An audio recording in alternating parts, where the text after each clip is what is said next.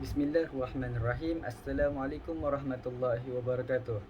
Saya Muhammad Ashraf bin Roslan, bernombor matrik A1722298, dan hari ini saya ingin membentangkan tajuk kertas kerja bagi subjek PPPM 3123 Gerakan Dakwah Masa Kini, iaitu Sejarah Dakwah Sayyidina Ali bin Abi Talib dan ciri-cirinya.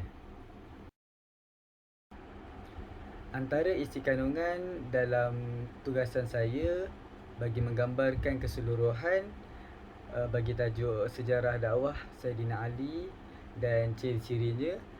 Yang pertama, saya dahulukan dengan pengenalan, dan kemudian saya lampirkan biografi beliau, dan seterusnya saya akan kemukakan sejarah dakwah Sayyidina Ali bin Abi Talib, yang mana dipecahkan kepada 3 garis riwayat hidupnya, iaitu yang pertama, awal memeluk Islam, dan yang kedua, sebelum kewafatan baginda sallallahu alaihi wasallam, dan yang ketiga ialah semasa pemerintahan Khulafa' Ar-Rasyidin.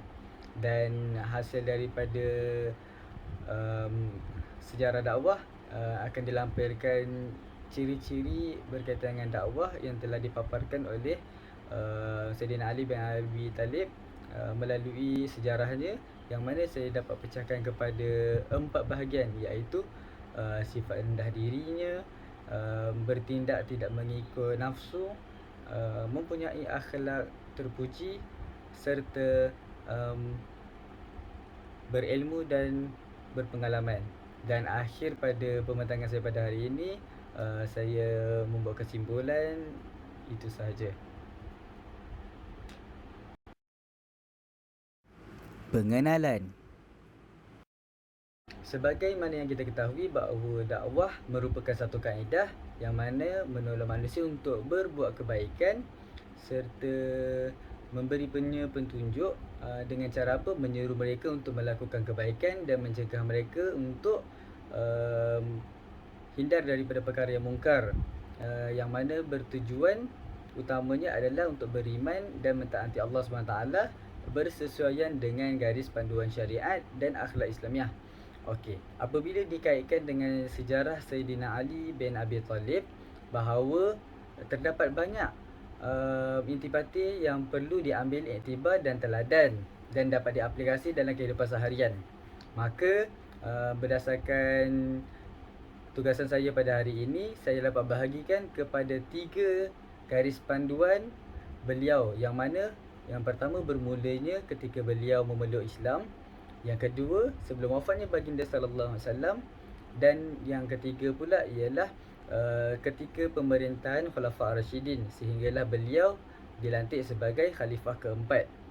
Dan daripada garis kehidupannya, garis riwayat hidupnya, dapat saya paparkan beberapa ciri yang mana gerakan dakwah beliau disampaikan melalui dakwah bilhal.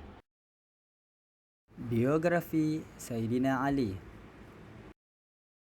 Okey, untuk biografi Sayyidina Ali bin Abi Talib, nama penuh beliau ialah Ali bin Abi Talib bin Abdul Muttalib bin Hisham bin Abdul Manaf bin Qusay bin Kilab bin Murrah bin Ka'ab bin Lu'ay bin Ghalib bin Fihr Al-Malik bin An-Nadar bin Kinanah bin Huzaimah bin Murikah bin Ilyas bin Mudar bin Nizar bin Ma'ad bin Adnan. Bapa beliau dikenali sebagai Abu Talib, merupakan saudara kandung kepada bapa Rasulullah sallallahu alaihi wasallam. Justeru beliau merupakan sepupu kepada baginda sallallahu alaihi wasallam, yang bertemu pada datuk kedua-duanya daripada mereka, iaitu Abdul Muttalib bin Hashim. Abu Talib telah mengalami pelbagai kesukaran, yang mana antaranya ialah menjaga anak-anaknya kerana kemarau yang menimpa pada waktu itu. Justeru Rasulullah sallallahu alaihi wasallam telah mengutuskan supaya kedua-dua bapa saudara baginda Hamzah dan Abbas membantu Abu Talib, yang mana untuk mengasuh anaknya, Talib dijaga oleh Abbas, lepas tu Ja'far dijaga oleh Hamzah, dan Uqail tetap bersama dengan Abu Talib, dan manakala Ali pula dijaga oleh baginda sallallahu alaihi wasallam. Dan begitulah orang kata riwayat hidup Sayyidina Ali radhiyallahu anhu, yang orang kata memberi impak besarlah kepada perkembangan hidup Sayyidina Ali bin Abi Talib. Sejarah dakwah Sayyidina Ali. Sejarah dakwah Sayyidina Ali bin Abi Talib. Sebagaimana yang saya maklumkan sebentar tadi, saya pecahkan garisan riwayat hidupnya kepada 3 bahagian. Yang pertama, awal memeluk Islam, yang mana menelusuri zaman awal memeluk Islam, Sayyidina Ali bin Abi Talib telah pun terdedah dengan ajaran dakwah yang dibawa oleh baginda sallallahu alaihi wasallam sejak daripada kecil lagi, yang mana dia menerima Islam sebagai anutan agamanya ketika berusia 10 tahun lagi tanpa ragu-ragu, dan tidak siapa yang mempengaruhinya termasuklah ayahnya sendiri, Abu Talib. Dan sebagaimana kita tahu, beliau merupakan kanak-kanak yang pertama memeluk agama Islam.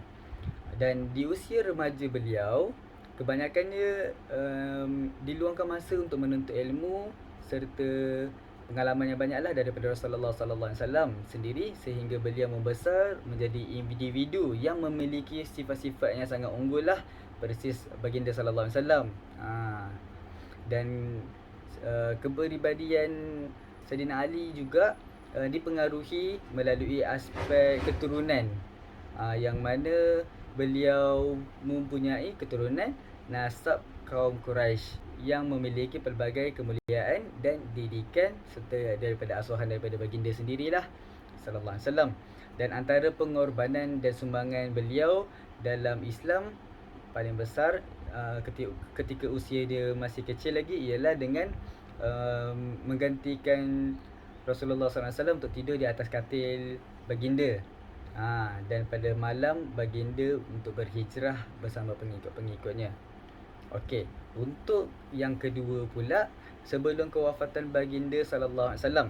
Okey, sepanjang zaman hidup Sayyidina Ali bin Abi Talib dalam memperjuangkan agama Islam, beliau sangat konsisten dalam memperjuangkan agama Islam bersama-sama dengan Nabi Muhammad sallallahu alaihi wasallam, dengan mengikuti pelbagai siri peperangan lah dalam sejarah Islam.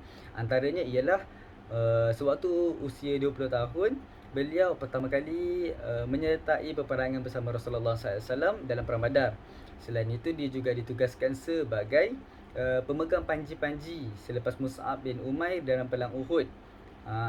Lepas tu, beliau juga pernah merupakan salah seorang sahabat yang turut serta dalam peristiwa Fathu Mekah, pembukaan kota Mekah, dengan menyertai beberapa peperangan seperti Hunain dan Perang Taif. Dan dia juga pernah dilantik oleh Rasulullah sallallahu alaihi wasallam sendiri sebagai pemimpin di Madinah ketika baginda ingin ke Tabuk, serta gubernur dan hakim di Yaman bersama dengan Khalid Al-Walid. Okey. Dan dia juga salah seorang sahabat yang pernah memandikan dan menguruskan jenazah baginda sallallahu alaihi wasallam. Okey, untuk garis riwayat hidup beliau yang ketiga pula ialah semasa pemerintahan Khulafa' Ar-Rasyidin, yang mana dia merupakan individu yang sangat aktif lah dalam setiap pemerintahan Islam, yang mana selepas kewafatan baginda sallallahu alaihi wasallam, apabila pemerintahan Khulafa' Ar-Rasyidin bermula, dia pernah menjadi saksi dan memberi bai'ah kepada Abu Bakar sebagai khalifah selepas kewafatan baginda sallallahu alaihi wasallam dalam peristiwa Saqifah. Malah dia juga pernah merupakan penasihat Sayyidina Umar Al-Khattab untuk menjadikan rujukan hukum hakam agama kepada khalifah dan para sahabat pada ketika itulah. Dan serta dia juga pernah dilantik sebagai salah seorang anggota Majlis Syura dalam menentukan pengganti Sayyidina Umar Al-Khattab sebagai khalifah seterusnya. Dan banyak lagi lah, sama juga seperti zaman yang orang kata paling mencabar dalam pemerintahan Khulafa' Ar-Rasyidin ialah zaman pemerintah beliau sendiri, khalifah keempat, Khalifah Ali bin Abi Talib, yang mana pelbagai isu berkaitan dengan fitnah serta konflik berbangkit yang membawa kepada peperangan sesama Muslim sehinggalah akhir pemerintahan beliau. Walau bagaimanapun Ali bin Abi Talib tetap berusaha untuk mencari penyelesaian terhadap konflik-konflik tersebut, demi penyatuan Islam, dan melalui beberapa strategi lah yang dirangkanya untuk menstabilkan pentadbiran beliau. Antaranya ialah daripada Perang Jamal, kemarahan tentera daripada pihak Aisyah, Zubair bin Awam dan Talha bin Ubaidillah. Lepas tu Perang Siffin juga, dan merupakan perang saudara yang berlaku antara Ali bin Abi Talib dengan Muawiyah sewaktu pemerintahan Khalifah tersebutlah, yang mana Muawiyah ingin menuntut bela ke atas kematian Osman bin Affan. Begitu juga dengan peristiwa Tahkim, ataupun orang kata Majlis Tahkim. Dia sebuah inisiatif antara pihak Ali dan Muawiyah dalam menyelesaikan kemelut yang berlaku setelah selesai Perang Siffin. Ciri-ciri dakwah Saidina Ali. Okey, melalui garis riwayat hidup Saidina Ali bin Abi Talib, dapat kita lihat bahawa beliau juga telah berusaha untuk menggerakkan dakwah, yang mana ciri-ciri dakwah Saidina Ali bin Abi Talib sepanjang riwayat hidupnya dapat saya kemukakan 4, iaitu yang pertama ialah sifat rendah diri, yang mana sifat rendah diri ni berlaku apabila pergolakan pada penghujung zaman pemerintahan Osman bin Affan, sehingga orang kata berlaku pembunuhan khalifah tersebut lah. Benda tu memberi impak yang sangat besar kepada umat Islam. Lepas tu orang kata terdapat kelompok yang kalangan penduduk Mesir meminta Ali sendiri untuk menggantikan kedudukan selepas kewafatan Osman bin Affan lah. Namun pada awalnya ditolak oleh Saidina Ali sendiri atas faktor-faktor tertentu, yang mana faktor tertentu dia, beliau ingin urusan pelantikan tu secara adil ataupun secara musyawarah lah, melalui mendapat persetujuan daripada majoriti sahabat-sahabat yang terdahulu lah. Setelah melihat kepada perkara keperluan yang mendesak umat Islam untuk memiliki pemimpin pada ketika itu, maka Ali bin Abi Talib pun terimalah dengan hati yang terbuka melalui pelantikan tersebut lah. Okay. Dari situ kita dapat lihat bahawa Ali bin Abi Talib bersifat merendah diri, dan ciri-ciri kepimpinan ni perlu orang kata diadakan lah pada setiap manusia, agar dapat disanjungi oleh masyarakat serta mempunyai nilai-nilai murni yang tersendiri. Okey, yang kedua pula ialah bertindak tidak mengikut nafsu. Okey, pada suatu keadaan apabila puak Khawarij berlaku dusta kepada pemimpin, yang mana seketika itu pemerintahan Khalifah keempat lah, pemerintahan Saidina Ali bin Abi Talib, banyak sangat puak tersebut berlaku dusta lah, sehingga ada buat kerosakan, lepas tu membunuh ramai orang, lepas tu memerangi kepada siapa yang tidak bersefahaman. Meskipun begitu, Saidina Ali bin Abi Talib tidaklah segera untuk memerangi mereka, walaupun pada hakikat dia sangat marah dengan mereka. Sebab mereka sendiri tergolong daripada kalangan para sahabat.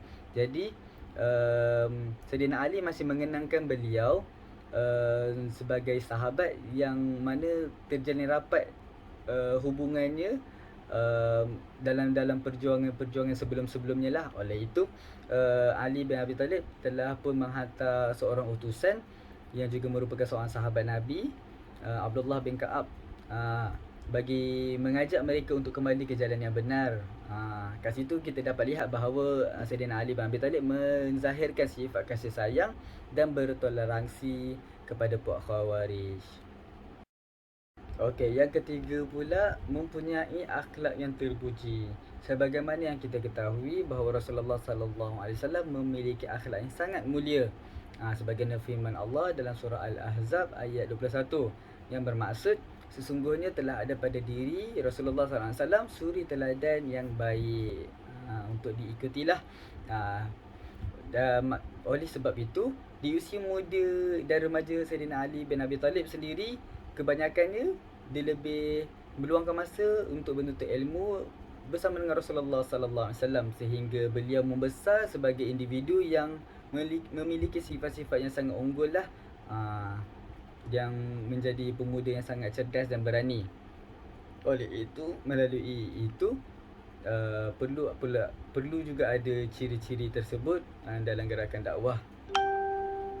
Dan yang keempat pula ialah berilmu dan berpengalaman, yang mana Sayyidina Ali bin Abi Talib juga mempunyai pelbagai ilmu dan pengalaman sehingga mematangkan dalam membantu gerakan dakwah agama Islam. Banyaklah sampai ke mana beliau contohnya beliau mengikuti pelbagai siri-siri peperangan dalam sejarah Islam bersama Nabi sallallahu alaihi wasallam.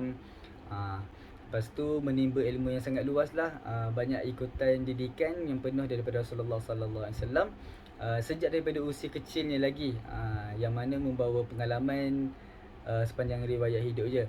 Dan ciri-ciri tersebut perlu dijadikan sebagai contoh dan ikutan agar dapat terpelihara ilmu agama Islam lah, daripada tercemar daripada orang kata kebodohan, di samping mencuburi pelbagai bidang agar dia dapat mematangkan pengalaman kita untuk dijadikan rujukan pada masa yang akan datang lah. Kesimpulan.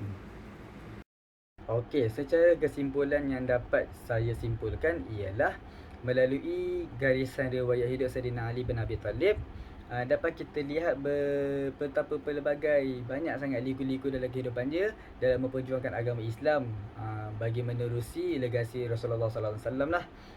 Dan melalui hal berikut, sejarah dakwah Sayyidina Ali bin Abi Talib telah memaparkan pelbagai ciri-ciri murni, dan antaranya adalah yang saya sebutkan sebentar tadi, iaitu sifat rendah diri, bertindak tidak mengikut nafsu, mempunyai akhlak yang terpuji, dan sebagainya lah. Dan banyak lagi sebenarnya, dan mungkin saya senaraikan adalah antara daripadanya. Justru kita perlu untuk mengambil iktibar daripada sejarah dakwah pada zaman dahulu, termasuklah dengan Sayyidina Ali bin Abi Talib ini, sebagai satu cabaran untuk para pendakwah pada masa kini untuk meneruskan lagi amanah dalam menyampaikan risalah Allah SWT, serta menyambung lagi legasi gerakan dakwah baginda sallallahu alaihi wasallam. Wallahu a'lam.